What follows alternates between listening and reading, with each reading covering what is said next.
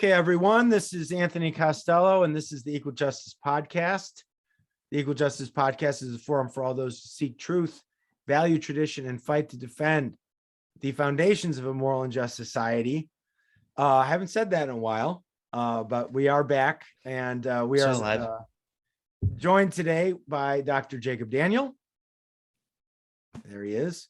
And Logan Zeppieri, who is in the void there. Yes. Yeah, in the darkness. Where conservatives live.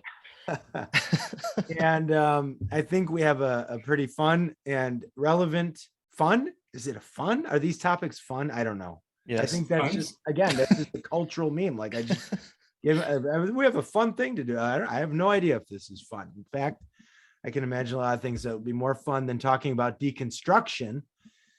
But we are going to try and do a little bit of a focused effort on this term of deconstruction that keeps getting thrown around all over the Christian, well, not just the Christian blogosphere or social media domains, but obviously it's a term used in the culture quite a bit right now. And we go into this later, as critical theory has kind of become the backdrop for everything that we investigate in our culture these days. And those two ideas are closely related. But in particular, an instance that came up recently was a post on Facebook, I think, by and Logan, you'll know more about this gentleman than I do, not having grown up evangelical, but John Cooper is one of the sacred heroes of the evangelical faith. He's a hero of the evangelical faith. It's Luther, Zwingli, Calvin, Wesley, Cooper. Yes. Well, you have Billy Graham just between Billy Graham, right? And then John Cooper. But John Cooper, the lead singer, I guess, of a band named Skillet, which is confusing to me because I don't know where they got that name from. Oh my goodness! Is there a lost book? You're really speaking about this as an outsider. I know. I grew up Catholic, so we didn't have music. We didn't have famous Catholic bands. Seems like you are deconstructing. we had the football coach who played the organ on Sundays. That's what we had. But anyways, so but he got called out by, well, first and foremost by Julie Royce. Julie Royce, Jacob, is that her name?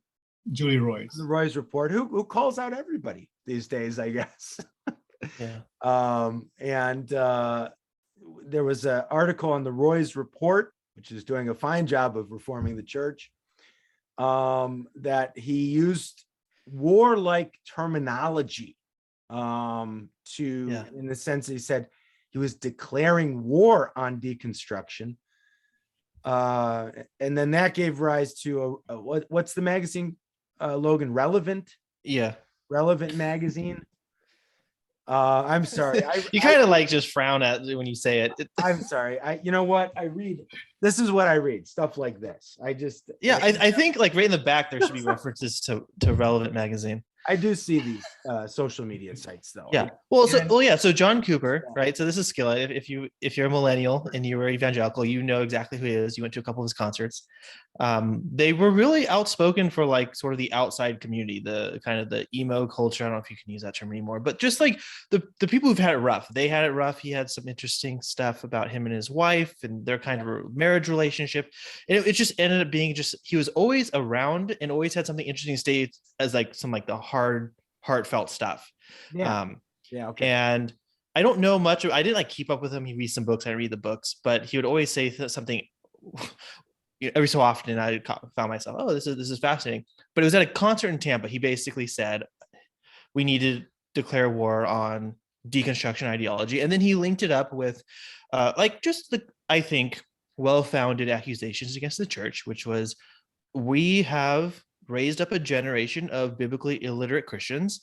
And so now they're deconstructing what is just biblical illiteracy. And we need to really pick up, this dropped ball and actually take ownership of our problems and start really focusing on building scripture into our services and into our actual Sunday schools, where the generation is actually being fed scripture, not the sort of watered down general topical sermons that can be rehashed every week.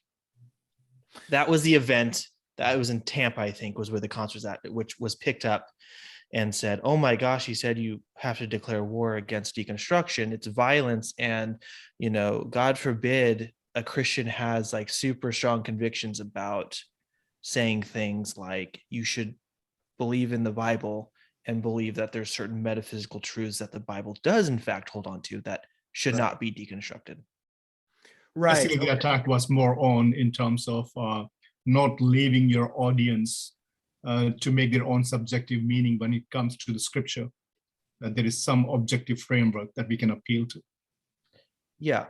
And this is where Relevant, I think, did an absolutely garbage job and said, hey, deconstruction is basically just the process by which Christians come to have a better understanding of their faith. For some, it means falling away, and we need to respect those people. But the big thing, and he tags Luther, he tags Derrida, which I have no idea in what world you'd put Luther and Derrida into the same sort of category of deconstruction. What Luther is doing to the Catholic Church is not what maybe Joshua Harris did to the Christian church or something like that. Mm-hmm. But it's this idea of, well, it's just part of the Christian journey. This is how you deepen your faith for many people. And what John Cooper did was basically said, we shouldn't take our faith seriously. So this is where the tension now you start seeing on social media is that people are like, no, deconstruction is bad.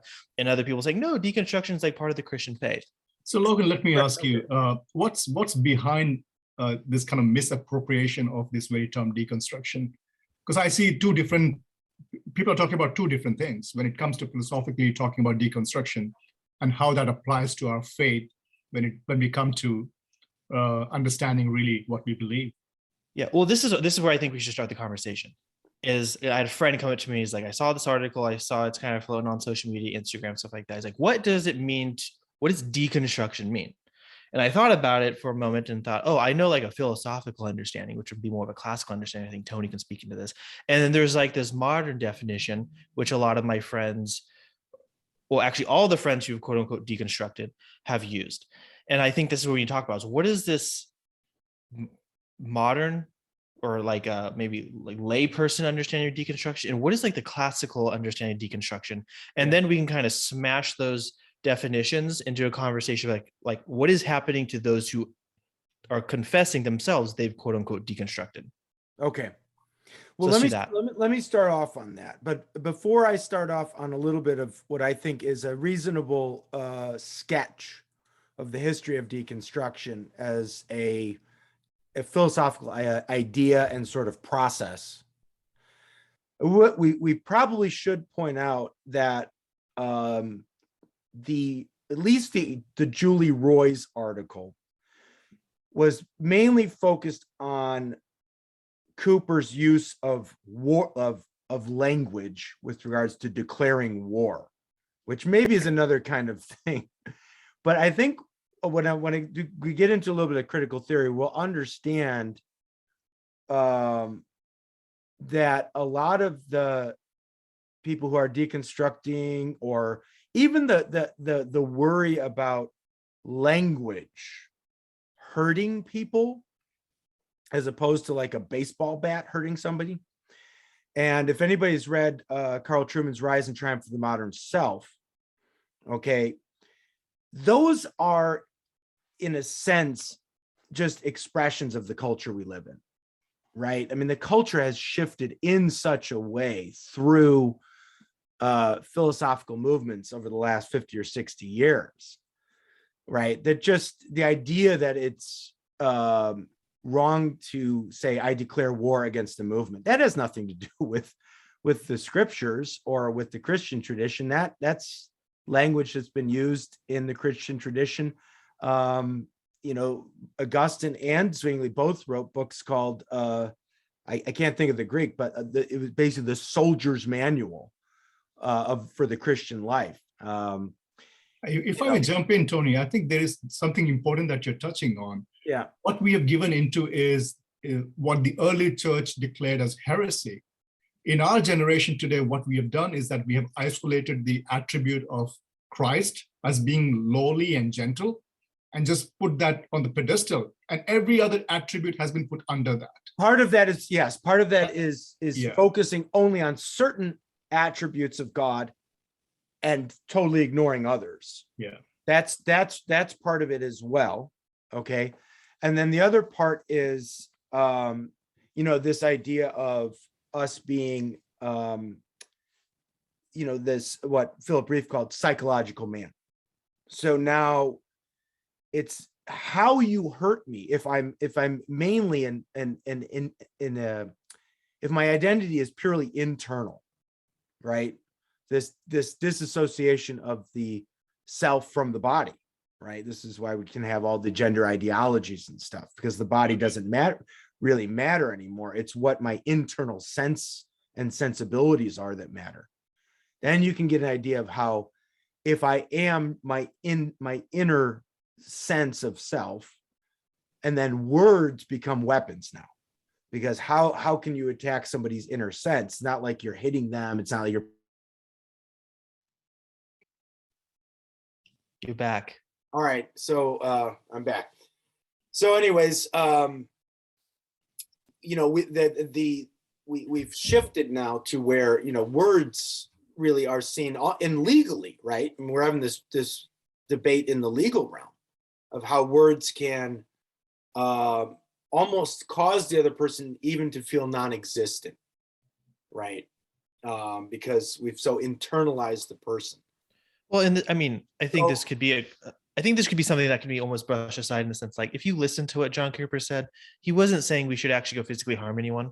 No. So the objection is the rhetoric, which the objection is, he said something that scares me, and that's horrifying, and we should all know about it, which is, take it what you will. This is where I think goes to your point. This is where we're at society, where someone can say something, you can say, that scared me, so everyone get upset. And you're like, I don't know if that's, okay, fine, everyone get upset, but what does that mean? There doesn't seem to be anything important that's really taking place. If you have a certain kind of reaction, right? Because we're seeing this play out on campuses, and these playing out legally now.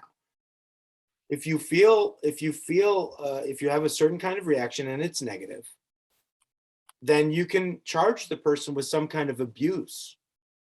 Yeah. And of course, what we got to point out, Cooper did not say he was declaring war on deconstructionists, which would be the subjective person. He said he was declaring war on deconstruction, an abstract idea. But even there, it's like, well, for deconstructionists, though, there aren't any abstract ideas. Well, it's just it's not a concrete object. Yeah, it's not a concrete person. He didn't say I'm declaring war on deconstructionists, and they are Joshua Harris or whoever. Yeah, he said I'm declaring war on basically an idea. And this is where I think the Julie Royce report was totally off base. And as if one cannot say I'm declaring a war against reader response hermeneutics, right? Or I'm declaring a war against, the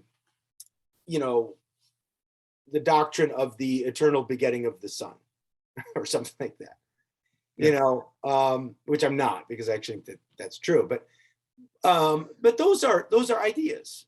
Those are, and no one would. Like I'm declaring war against people who hold to the view that the Son is not. Well, and anyone who I think would take what you said seriously would know that if someone said something like that, I'm declaring war against the doctrine of original sin.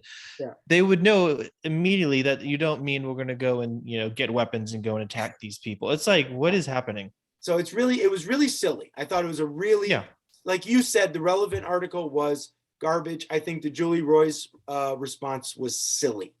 Like we have to be more grown up than this.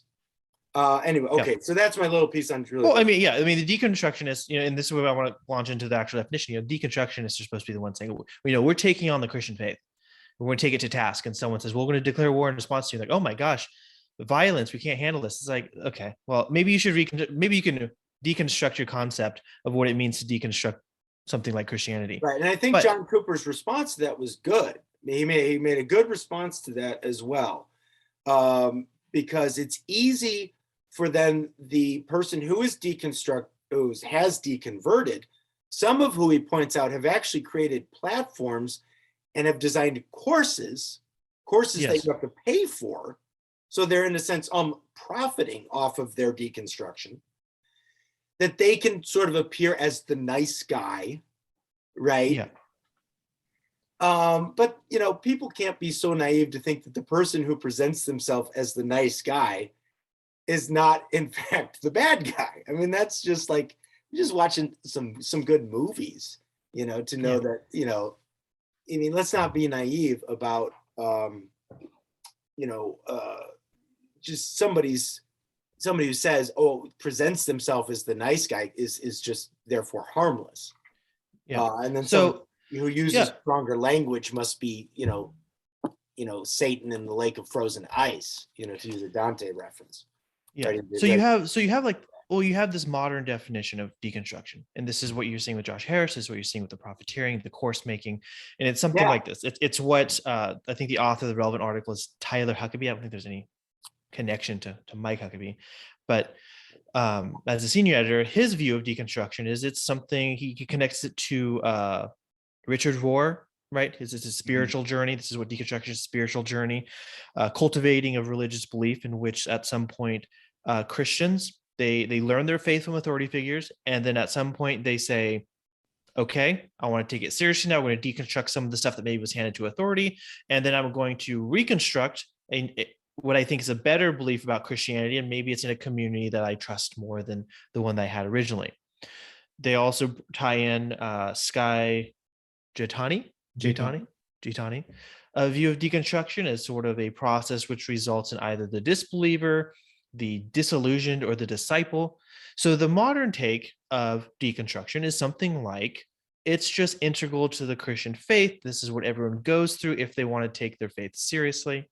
Yeah. But this would now ride roughshod over the sort of the historical context, which I know Tony has a lot to say on this.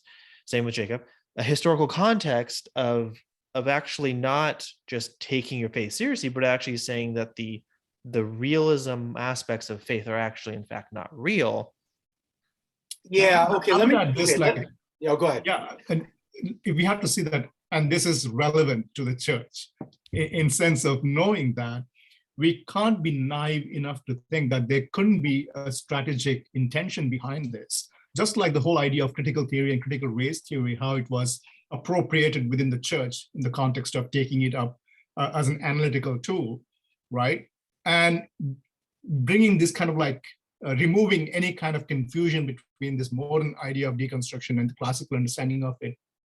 There's an intentional, I think, effort, I would put it that way, and to actually remove that kind of distinction between the two. So I personally believe that there is a need for us to be engaging with it forcefully. And we, as a church, should be careful in terms of what terms we are adopting within the church when it comes to issues like this. It's not a simple matter. And I think in our culture, particularly, we have taken up that posture, especially the church has, where we have become too simple when it comes to engaging with ideas. We are all about building the bridges. And guess what? We are the ones crossing it. And I think we have to tear down bridges. We have to do that sometimes. And it is one of those bridges we have to tear down. Yeah, that's a good point. Because, look, friendship with the world only goes so well for so long before all of a sudden you're just the world. And I think one of the and to go back to an earlier point, one of the reasons why you're hearing about this church in the church is only because the church is living in the broader culture that has been shaped by this philosophical movement of critical theory.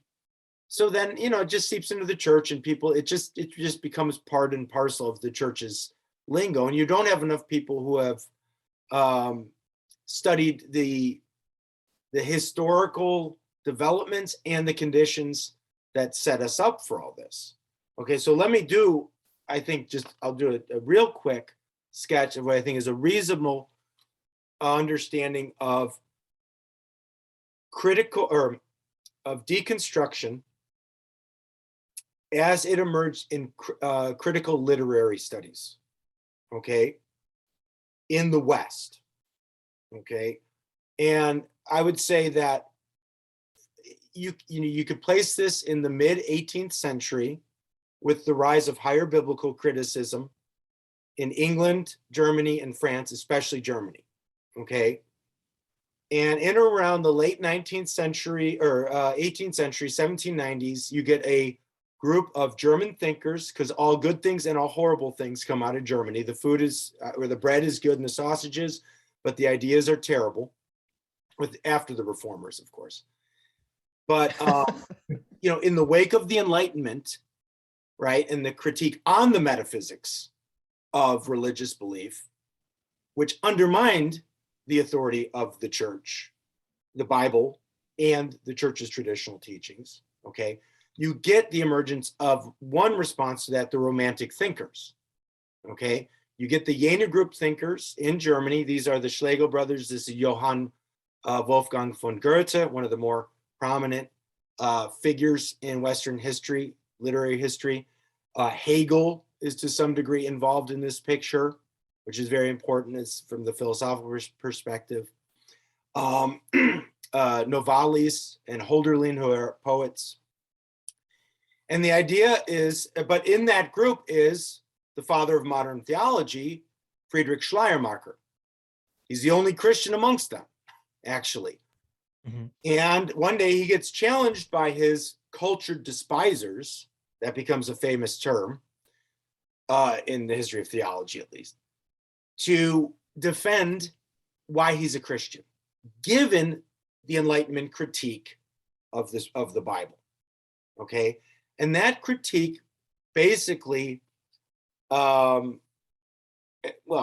as we know, first started divesting the Bible of all the supernatural claims, right? Yeah. Because the idea is we're enlightened now, reason is magisterial, and these things can't be literally true in the metaphysical sense. Well, yeah, and quick comment, and this is what, just maybe for the audience, this is what you're seeing is sort of the attack on the metaphysical realism of the church, right? The things that they're holding. Yeah, right. Well, the metaphysics, right, and then the deconstruction is to deconstruct the text, right? Yes, the text has no objective reference. Right. This is what we're seeing. It's being slowly chopped off, and now along the chopping, you get to Schleiermacher. Right, and the presupposition is this: that the Bible, and then later any text, and this is the fundamental assumption of higher criticism, that all texts are nothing but a product of the social and cultural conditions of the people that wrote them. Yeah, I think this is something that Derrida said, was that there's no meaning outside of context, would be another way of putting it. So the Bible is nothing more than the experiences of people, the ancient Jews, the Second Temple period Jews, the people who wrote this, nothing more than their experience of God, and then their expression of what they, given their cultural context, thought God was like. And to which we have no access to because we don't understand the context. That, but even if we understood the context, this is not a revelation from above to people in a historical context. This is Schleiermacher's response in his letter to my culture despisers.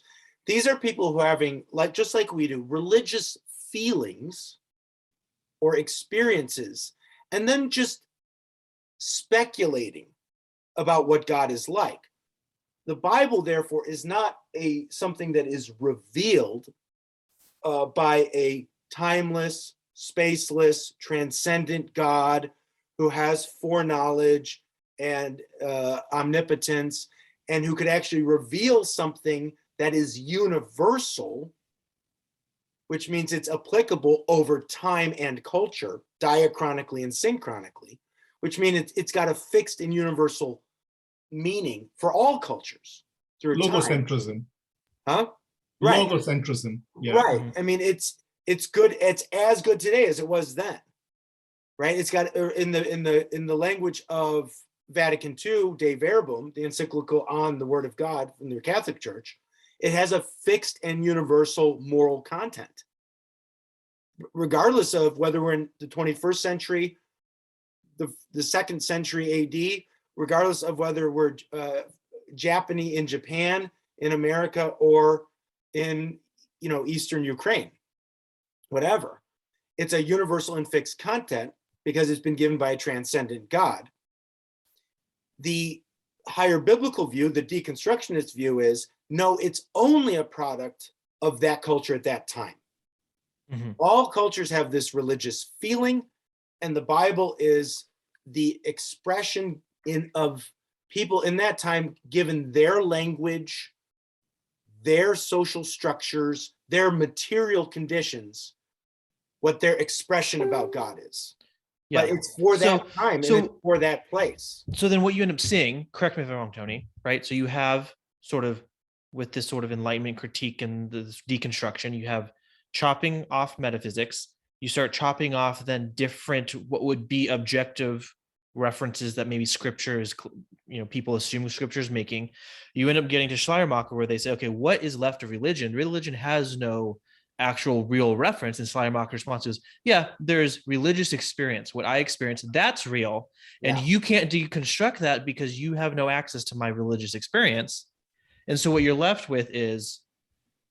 And Schleiermacher would still say something like, might still say something, but, and Jesus Christ is the best expression of religious experience that we've ever had in human history. Mm-hmm. Kind of like what Paul Tillich would say 100-something years later when he was at the University of Frankfurt. And so what you'll get eventually, and I think you're getting this with these contemporary kids who deconstruct, adults, they're in their 40s, is something similar. It's like, the Bible isn't revealed. It's really what it is. It's the undermining of any kind of doctrine of revelation or propositional inspiration. That the propositions of Scripture are inspired in such a way that they're applicable over time and culture. They're universally applicable. They're either true or they're either false. But they if they're true, they're true for everybody, everywhere, for all time. Yeah, it's just a cultural product. So what you could say is, if you deconstruct today, is, well, I still find the symbols. This is Paul Tillich. The symbols in Scripture helpful. I still find this character of Jesus Christ interesting and compelling for me, but the content of the Scriptures, especially the moral content, only applied to people back then. So that is all malleable. And so then, and this would be the question, right? Because you have a bunch of. But then just one more thing. When you get to Derrida, I mean, the Bible's just the first book that is going after, because that's the most important one for Western culture. But by the time you get to Derrida, it's every book. Yeah. It's every book is just a historically contingent product of the people in their time. And that's where you get into Hegelian dialectic, right? So everything's in constant flux. Meaning is in constant flux, right? So either you can't really access what, Jacob, what your point, that you can't really access what people in the past thought within their texts, right? Because the social conditions, the material conditions have changed. Mm-hmm. Because it's the material conditions that cause people to think things. That's the Marxian part. It's not ideas from above. It's the material conditions that produce the thoughts. So as the social and material conditions change, people's thoughts change. So our material and social conditions today are different. So our thoughts are totally different than, or they should be. So anybody who holds the idea that I can have the same, that I can really access Paul, right? And believe the same things he did. Like, to the deconstructionists, that's impossible. Mm-hmm. What you get though, right? So you'd get what you believe, or if you read the text, they would say something like, I have religious experiences that I would want to attribute to Paul from reading his letters, right? Would that be something is what they would say? Meaning is not derived, but meaning is arrived at. Yeah, right? we ascribe Paul-like experiences to Paul's writings. Now, this is what that would be the access that we have. Is that what? Well, I mean, so I think a nuanced view would be like, hey, there's still some things that Paul, John say that seem to still be valid, powerful, attractive to us today. Because the critical theorists of the Frankfurt School and second wave, especially, they thought anything that sort of comes into this Hegelian view of history, it's still there. It still sort of reverberates throughout history. It never gets, you can never fully get rid of it. So we still have sensibilities like those of Paul, but clearly given modern science and psychology and all our social knowledge, I have this quote from this Roman Catholic theologian, Margaret Farley, which she says, she kind of says, given everything we know now from science and philosophy of power dynamics, critical theory, power dynamics, and clearly we need a new sexual ethic. We can never go back to the sexual ethic of the ancients, right? Because we just know more now. Now, that doesn't mean that some things, maybe, that Paul said about sex, or Jesus, or God forbid, the Old Testament writer said about sexual ethics, the author of Genesis, let's call him Moses, just to be iconoclastic. Let's call him Moses, that they might not have said some things that are still relevant to us and maybe still wise. There's ancient wisdom, but we can get rid of the stuff that we know obviously is false because we have science and we have modern philosophy. We have Foucault and Derrida, and we've thought, we have a better framework now. So the things that are clearly atavistic and antiquated, so the idea is we can be in dialogue with the Bible, but basically at the end of the day, like John Cooper said, we can just sort of pick and choose what we want because it's not a fixed and universal content. However, there is an inconsistency, right? When we say that we're engaging with the meaning that we have arrived at and deconstructing that. So basically what we are also assuming that there is no meaning to arrive at. Well, there's another way of looking at deconstruction, which I think this is when you get into some of the existentialist philosophers, this is the problem. It's like you get into an endless questioning, almost like an infinite regress of, but by what is the authoritative source that validates that claim or that sentence? It never lands on the question that, and you say, well, it's the Bible. Well, what's the authority? Now we just say at some point we make an ontological claim. Yeah. The source is the divine nature itself, right? That we make an ontological claim, and then you got to get in the epistemic questions. Fine. But there is a sense, if you've already eliminated that as a possibility, like Nietzsche, then you get into the infinite of basically it's the kids' question, but who says? It's the playground question of, yeah, but who says? Yeah, but who says? That's where the danger lies for any Christian who adopts this idea of deconstruction. But where are they going to go then? Is exactly the thing. Yeah. I don't think they've thought that through. Well, let's deconstruct Christian.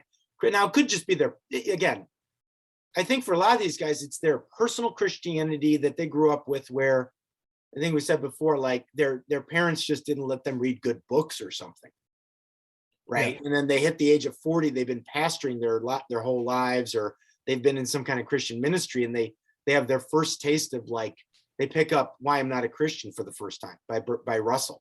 Yeah, they're like, oh, and also nobody's I think ever culturally responded to this, and they just freak out. But I mean, I had that experience, but I had it when I was like 13 years old, right?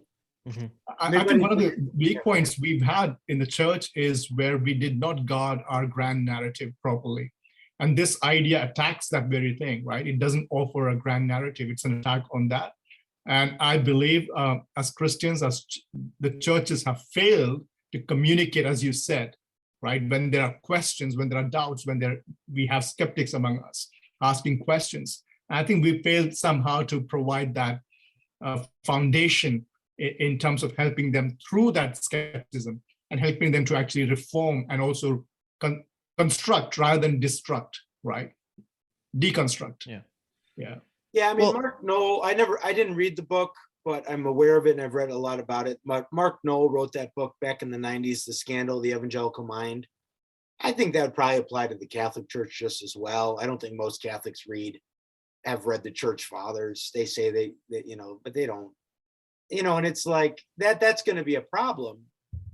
I mean, there is this popular sense of deconstruction where all of it you just encounter at some point challenges to the intellectual side of your belief, right? And if you're not prepared, if you haven't been prepared to deal with contentions to propositional truths that you hold as the highest kinds of truths, then you're going to have a sort of, easy to have a collapse, a sort of crisis of belief. And I think a lot of it is just, a lot of what we're seeing out there in the culture right now, or these highlights, is just that. It's guys who were not challenged intellectually early in their lives. They went through a whole sort of career in Christian ministry.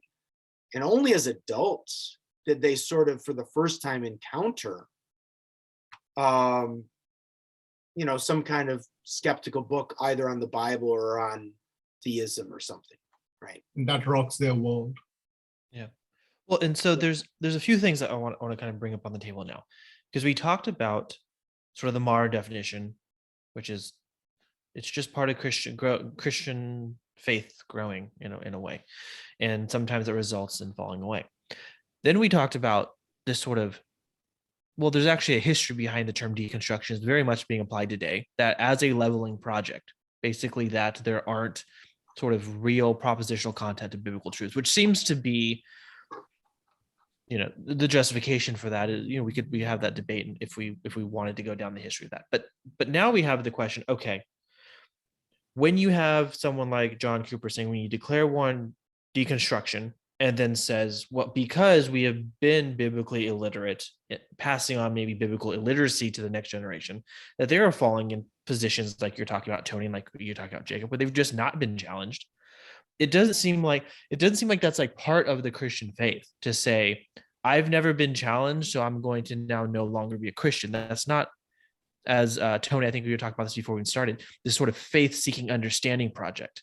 And so I want to bring this topic onto the table and say, okay, maybe as a different term, what would we say as far as deconstruction? Are we just going to roll with some people when they deconstruct do a good thing, and then some people are more of like a leveling project? Or do we want to say, no, this is actually kind of an old tradition that, faith-seeking understanding, that part of the Christian faith is to actually wrestle with the hard questions.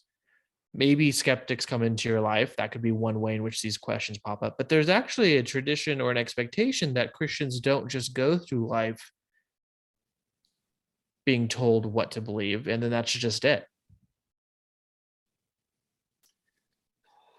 Yeah. I mean, I do want to say that there seems to be something like just like a very natural process, right? That any of us, or maybe all of us, go through, that one could call a deconstruction. I don't think it's anything more than what I would say this. I think none of this stuff is new. In fact, it's all ancient. I've really become convinced.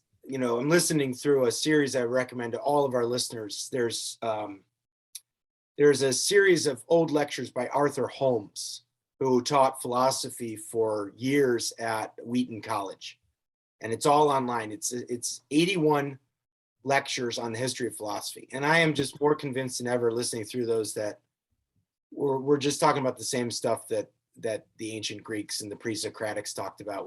We're using English now. Yeah. But, it's like, okay, Plato was responding to the sophists who thought that there was only rhetoric. Yeah, there's just language. There's just language. And language is there to just make the most compelling argument, but the sophists would make arguments just basically to make a living. Yeah. They didn't really believe that there was a truth or reality behind the arguments they were making. They were just playing around with making the arguments, right? Yeah. So Plato's whole idea of dialectic is in response to that. Gorgias and those guys. And saying, no, like, we can think really hard about things and go back in a dialectical process. And we are actually moving closer. Now, of course, he had his ontology worked out, the forms. Yeah. But we're moving through the process of dialectic to a greater understanding of reality. Okay? Yeah. So you either have rhetoric, call it deconstruction type 1, where it's an endless conversation, but meaning is never. Or you just made the assumption that there's just no further meaning than what happens. What happens or happens. You've already or you've assumed that. Yeah. Or you take the plunge or whatever, and you're into a dialectical process, which does have to, in some ways, you have to presuppose some bedrock things, like there is truth to be sought, and then you move hermeneutically. You're moving up this is the hermeneutical spiral. Well, it's not the hermeneutic circle, it's a spiral. Like as you're getting a more fine-grained understanding of truth. Now, I'd say if the presuppositions for a Christian to enter into this process is that God exists and Jesus Christ is risen from the dead. If you start there, there can be a sort of a hermeneutical progression, because God is infinite. So we can always sort of be coming into a greater understanding of God, and potentially we'll be doing that forever. We'll never have it all figured out, but we will be learning in some way, propositionally, or later just purely experientially.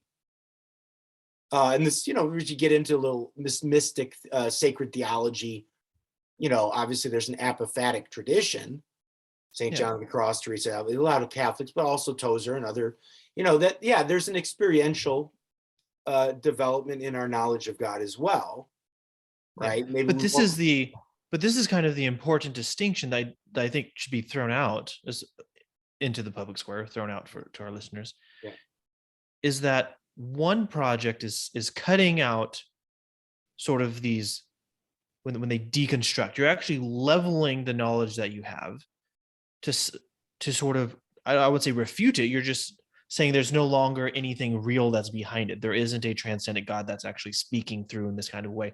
There aren't these moral claims that are somehow being revealed to us that we should live by. Versus what seems to be a Christian view is those things are real, but now I'm approximating greater understanding of what those real things are. Yes. Which is also what Plato said. Yeah. Except with the forms.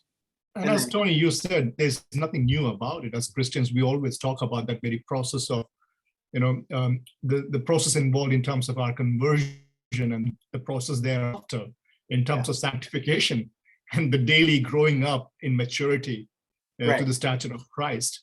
I think that is involved. And I think it does involve some kind of like dismantling of some of our ideas and thoughts and conforming it more to the revelation of God, the word of God. And look, you guys, we've all been to seminary and we've all studied apologetics and we've all studied the history of philosophy. And it's not like you're not reading often the best challenges to the most foundational beliefs that you hold. We've read, books on the problem of evil by William Rowe or Paul Draper's in these types of arguments, or you read liberal or skeptical biblical scholarship by people who are far more biblically astute than we are. Bart Ehrman, he knows more about the Bible than I do and ever will.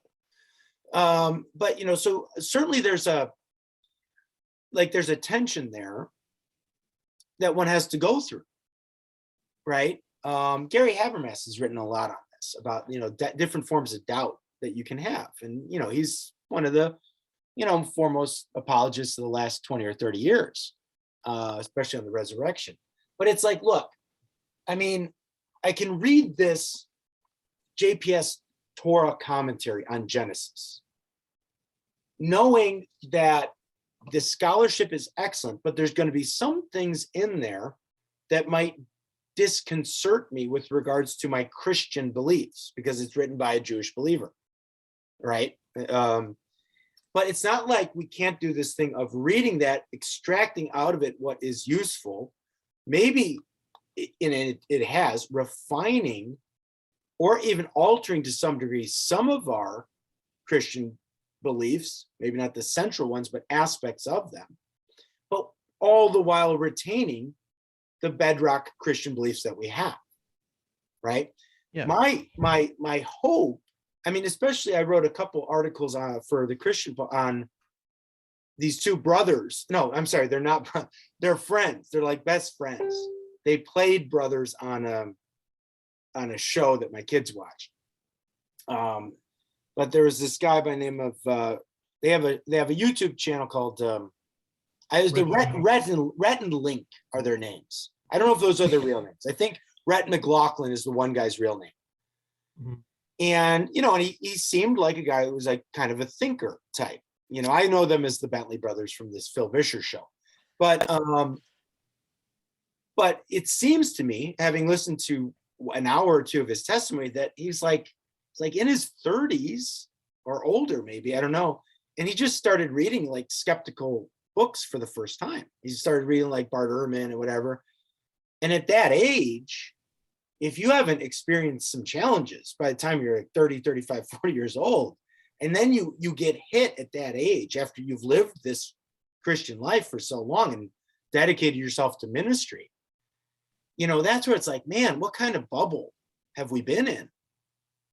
And one might think, hey, it might be a good idea to challenge our children, like challenge them like frequently and while they're young. It's not like you have to, deconstruct for them, but like as you're, raising your children in faith, give them some things to think about, some hard questions, so that they can at a young age develop something like what I would call an epistemic resiliency. Yeah. Well, there's just a fairness. I don't have all the answers to the Christian life, but they'll also learn, but no other worldview has all the answers either.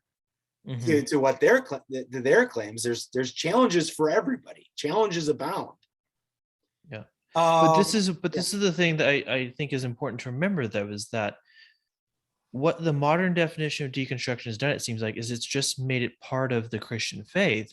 But there's a fundamental difference. One of them is the assumptions that there aren't these real things out there, right? And usually the argument is just a leveling effect, and it does level the Christian faith because it argues against some of the fundamental assumptions, like the Bible's inspired word of God for all ages, versus maybe this Christian dialectic or this faith-seeking understanding, or this idea of like, no, we believe there's a God out there. We believe that there's an objective reality that is sort of revealed to us, and we may be altering our views to approximate that reality, but the reality is there.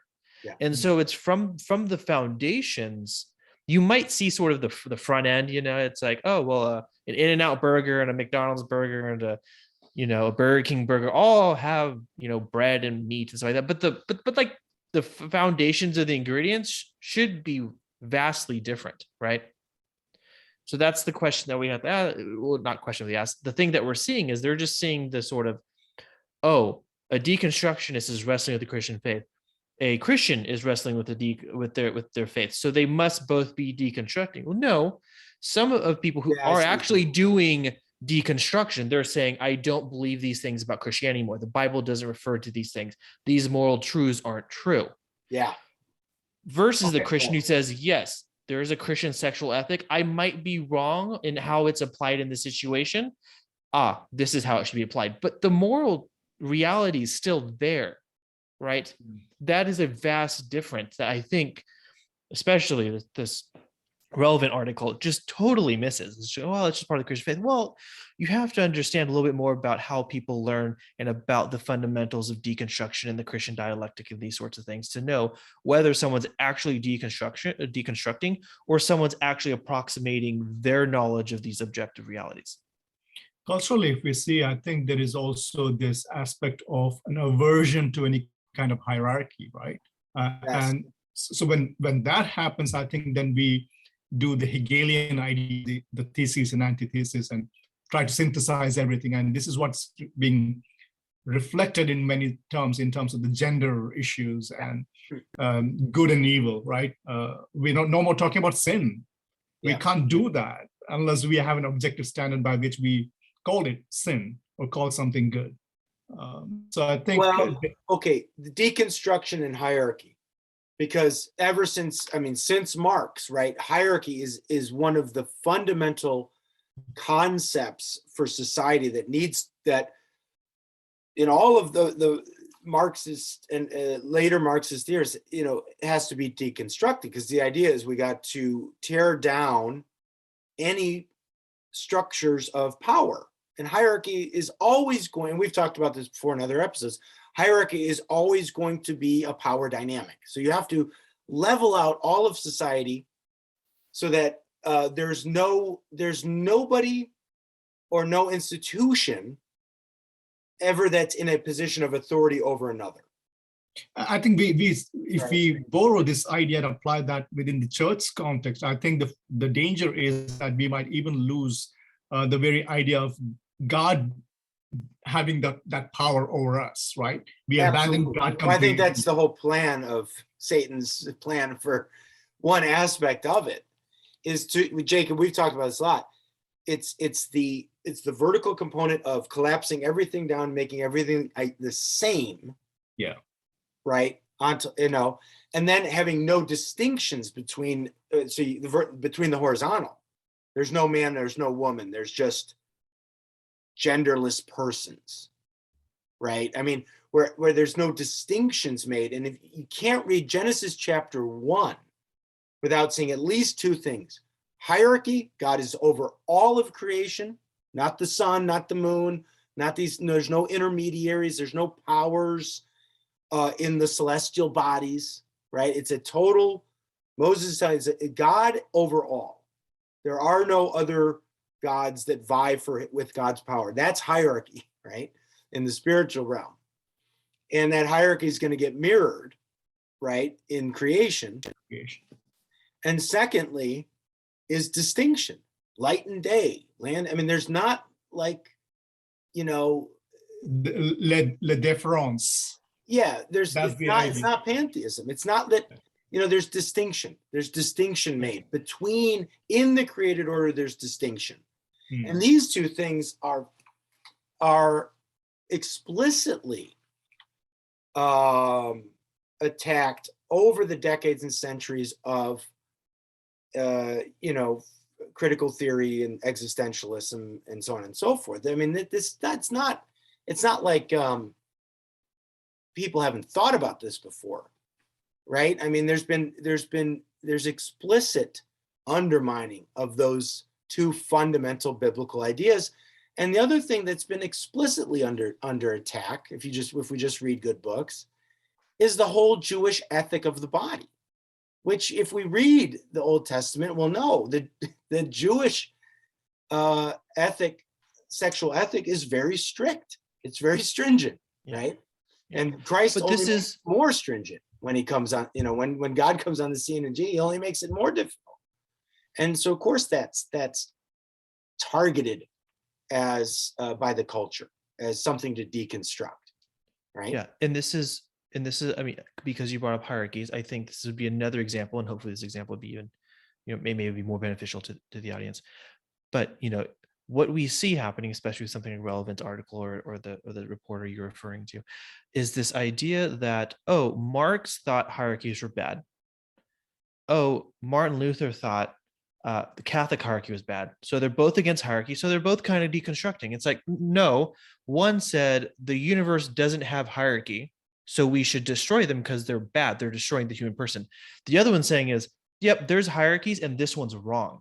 Yeah. So which is very different. Like if you just looked at the idea they tagged hierarchies, you'd be like, oh, they're the same. Can't be like, no. You need to do the diligence and ask the deeper question. Why were they against it? Now you could have your debate about was Martin Luther correct or not, but the justification for it was that there was a transcendence of hierarchy and the Catholic Church wasn't representing it.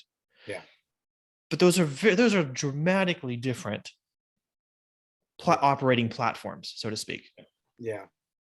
Well, and I mean, I don't know why anybody who's a Christian who's writing that article doesn't know that there is hierarchy in any Protestant church, whether it's board of elders or, I mean, there just is. I mean, I don't know, like, anyways, but yeah, right. I mean,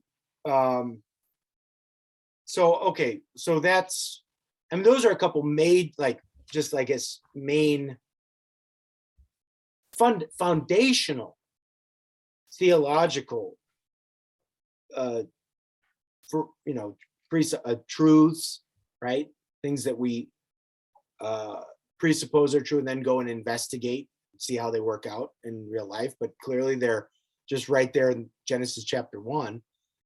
And those are obvious targets. So obviously like hierarchy, distinctions in the created order, and then very specifically distinctions within the domain of human sexuality. Just to qualify, these distinctions are not to suggest that there's a distinction in terms of dignity of the individuals. When we talk about the distinction in hierarchy, we're not talking in terms of distinction in terms of value. No, not ontological value is the same. This is another problem. It's like with and Jake, we haven't talked about the egalitarian stuff because that's part of this as well. Like, but the idea being that nobody's arguing that men and women are not ontologically evaluated the same in the eyes of God. Yeah, the ontological value is the same, but they're not ontologically the same, and that's a distinction I think people are not making, especially. And we don't want to do another episode on the egalitarian complementarian thing, but the value of the man and the value of the woman is the same. Yes. But they are not the same. Yeah. And you can hold that tension because some people would hear that and go, oh my gosh, there's a contradiction. Well, you can hold that tension because you can say there is the thing that is valuable of the people, of the male and the female, are identical, which is the image of God, bearing the image of God. And there's a functional difference that's ontological that can be described very easily, biologically speaking and psychologically speaking, so on and so forth. So you can hold the tension without having a fundamental contradiction because there's a framework by which we can operate those things. Now, nobody in the modern era wants to believe that there's even an ontology to maleness and female, right? I mean, that's this. I know we're very, we're going back in ancient history here, but so we have a long battle to fight on things like that there could actually be an essence to maleness and essence to femaleness. And we understand there's a big high level academic philosophical discussion to be had there. But again, it's something like, well, wait a second.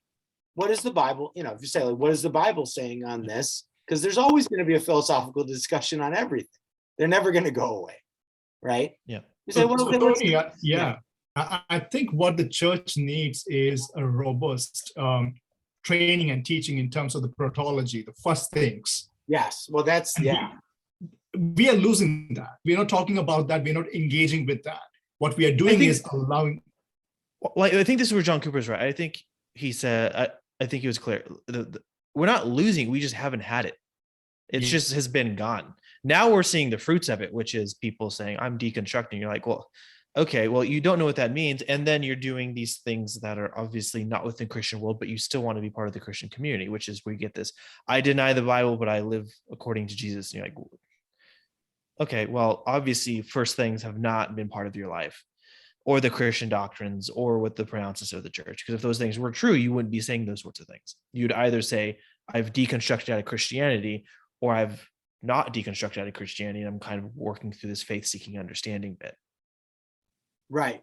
And look, there's plenty of examples of people who have deconstructed in the second way, the faith-seeking under, plenty of examples. You know, I think Mike Lacona, another famous apologist, he talks about that a lot. He sort of had that, you know, you go through these wrestling phases. Sometimes you feel like you're an unbeliever, but you keep coming back. And that's the faith component. I mean, I think, look, I would agree with most philosophers of religion that it's not like we can, you know, you're not going to prove God in the way you might demonstrate 2 + 2 equals 4. Like, we get that. There is a faith component here that is an exercise of the will, right? It's an exercise of the will. But it can't be an exercise of the will without also engaging the intellect and knowing what resources the church actually has to sort of do battle. I said battle. Julie Royce, she's going to write an article on it. But to do battle with the skepticism, the philosophy of the day, whatever it may be. And right now it's social theory, critical theory, which has this deconstruction process at its core of always questioning authority. Because society is its own authority. I mean, that's another thing we get into, but it's to say of society, man is his own authority. Society has to determine what society should look like. That's just straight out of Horkheimer and Herbert Marcuse. There is nobody else out there. We just have to instantiate the world we want. Right? That's it. Mm-hmm. So you deconstruct what you know. So at the end of the day, you're going to get into who's doing the deconstructing and who's at the top of the food chain, and that's just the society, I guess, you get. Yeah. During our discussion, I was just thinking, you know, what would be some of the practical ways in which we can redeem this situation? I think one of the most important things would be to build strong families and how we can raise up our children for them to know and realize that there are revelation and reason as the sources of truth, as the scripture would teach us, right? Make them strong. And I really question people who are little find discomfort in using terminology of war, you know, just because maybe we don't understand that we are in a war. So it's a time for us to reflect that we are in a war in terms of these ideas that are attacking the fundamental beliefs that we hold so dear. And when we do that, I think there is no other terminology to use in terms of engaging with these issues that are facing the church. You know, here's 3 things that might be sort of, broadly speaking, I think that could help the church navigate through these times that aren't really unprecedented. You know, one is, I think, as evangelicals, and this is really happening now, and this is a good development in the church. Evangelicals are finding more and more ways to have good ecumenical engagement. Okay, so it's time that I've written for a magazine that I continue to recommend to everybody called Touchstone Magazine. They also put out a magazine called Salvo. The organization that publishes those periodicals is called the Fellowship for St. James. And it is Protestants, Roman Catholics, and Eastern Orthodox writers, a lot of clergymen involved in that group. Anthony Esselin, one of Logan's favorites, and mine as well. But we have to see the common ground with our Eastern Orthodox and our Roman Catholic I'll go ahead and say it, brothers in Christ. And know that there's a wealth of resources, theological and philosophical resources. Look, Joseph Cardinal Ratzinger, Benedict XVI, was one of the greatest theologians, potentially the greatest theologian of the 20th century. Protestants can read him. Like, you can go ahead and read it, read his stuff. Because one of the other things that we need to recapture, and Al Mohler's doing an incredible job as a luminary in the evangelical world, and people should watch his podcast, Thinking in Public. But he's got an excellent saying that he throws out, because ontology always trumps autonomy. You know, we got to, in our engagement with other sources outside of just these narrow evangelical communities, Roman Catholic, Eastern Orthodox, we have to recapture some kind of natural law thinking, right? Which is going to be incredibly important, especially answering all these questions about the body, right? The human body and human identity. So that's a lot of reading in the area of metaphysics and natural law, but that's going to be that's important, right? And then this all comes down to, I guess, one project that we all have to, is just, you got to read good books. I don't know how else to say it, but like, if we're only like buying like Zondervan books, or Josh, like, if we only had read Joshua Harris, again, I don't know, I didn't know who he was, but you weren't homeschooled in the early 2000s, and that's not saying maybe those books weren't good. He was certainly onto something with the purity culture, but it's like, I'm sure we have a few Christian theologians in the past who've written about chastity, or the virtue of chastity, that maybe goes a little bit deeper than what Joshua Harris said. So when Joshua Harris falls away at the age of 40, you don't have to say like, oh, the only guy that wrote about purity has fallen away from Christianity. Christianity must be false. You know, like, there are other people who have written on chastity. I guarantee you there's at least one or two out there. And the last might have to 2000 or so years. Yeah. At least one other person. Yeah. So, so I don't know. Those are like ecumenical engagement. Like, let's open the doorway to good Roman Catholic and Eastern Orthodox theology and philosophy, even though we know we're going to have some issues.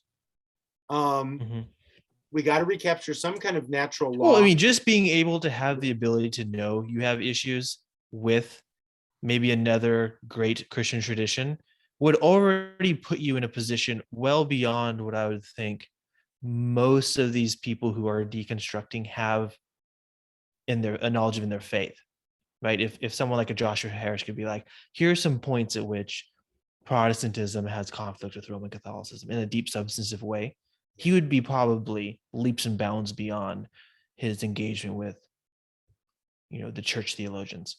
Yeah. And look, I would caveat all of that with, there's no silver bullet. The only thing that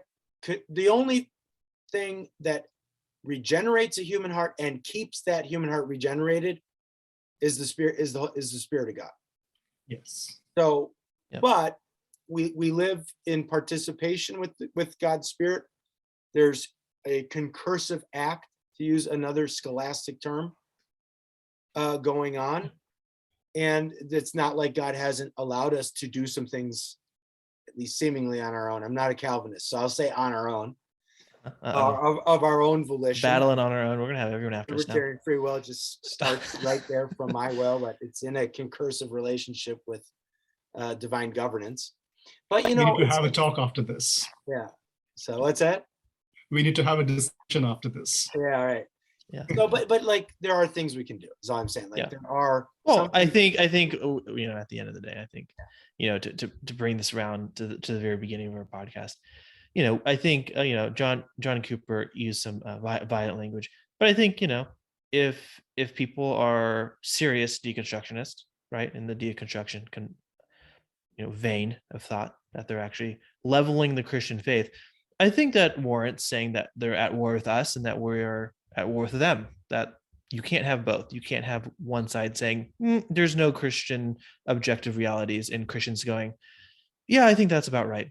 No, you can't do that. As a Christian, you can't do that. You can do that as a constructionist, that's fine, but you're just not on the Christian side of things, so to speak. Yeah, there have been well, to also I think Clay Jones will allow me to reference him here. It's like, Jesus used a lot of pretty violent language too. He had some choice names for some people. Let alone being violent. So yeah, it depends on what we're being violent against. And we're in a spiritual battle. I think the whole idea is that skeptics is that that would be the foolish thinking we're not in a battle. But I can't think of one metaphor that the Bible uses more than the metaphor of warfare. I mean, it's from Genesis all the way through to Revelation. Oh, not just a metaphor. There was actually battles as well. But yeah. And then the other thing is, look, there have been better people than I would say better. There have been people of a higher caliber in a sense than Joshua Harris who have deconstructed. I mean, at least read like Anthony Kenny's, story if you're going to deconstruct, and because at least there's somebody who at least really, really, really thought through, why he was a Oxford philosopher, and he was going to become a Roman Catholic priest. But even somebody like Anthony Kennedy, I don't know if he's dead now, but at least you got somebody there who really took the time to think through everything. But one of the things I think we're up against here is fashion, what C.S. Lewis called fashion. This is fashionable. Yeah. Because we live in a culture driven by fashion. So, yeah. And if you're deconstructing, you're automatically taking the faith seriously, which is unfortunate. And this is totally not true. Well, and something that Cooper pointed out, and I think he pointed out correctly, he's like, have you ever heard of any of these guys who are deconstructing who then in their process of deconstructing, the culture goes after them? No, I mean, if you do this, there are benefits. There are benefits for you. They're immediate. We don't think they're eternal, but there are benefits to doing this, at least with regards to the current culture. So, choose whom you shall worship. But, all right. Well, gentlemen, I guess we're wrapping that up on deconstruction. So, all right. Deconstruction and John Cooper. All right. See you next time.